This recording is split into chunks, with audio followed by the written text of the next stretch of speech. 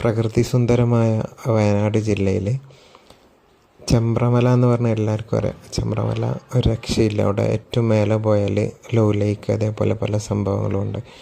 അപ്പോൾ അതൊക്കെ കണ്ടിറങ്ങുന്ന സമയത്ത് ഞങ്ങളുടെ യാത്രയിൽ ഒരു കൗതുകം തോന്നുന്ന ഒരു കാഴ്ച ഞങ്ങൾ കണ്ട്. എന്താണെന്ന് വെച്ചാൽ ഒരു ചെമ്പ്ര മസ്ജിദ് എന്നുള്ളൊരു ബോർഡുണ്ട്. ആ ബോർഡ് കണ്ടപ്പോൾ അതിൻ്റെ അടുത്ത് പള്ളിയൊന്നും കണ്ടില്ല. അപ്പോൾ കുറച്ച് താഴേക്ക് ഞങ്ങൾ ഇറങ്ങി നോക്കി. നല്ല മഴയുണ്ടായിരുന്നു ആ സമയത്ത്. ഇതാ കണ്ടില്ലേ, ഇതാണ് ആ ബോർഡ്, ചെമ്പ്ര മസ്ജിദ്. ഒരു ഐക്കൺ കൊടുത്തിട്ടുണ്ട്. അങ്ങനെ അതിൻ്റെ നേരെ താഴെ ഇതേപോലത്തെ ഒരു ലോഡ്ജും കാര്യങ്ങളൊക്കെ ഉണ്ട്. കുറച്ചും കൂടി താഴോട്ട് ഇറങ്ങിയപ്പോൾ അതേപോലത്തെ ഒരു പള്ളി കണ്ട്.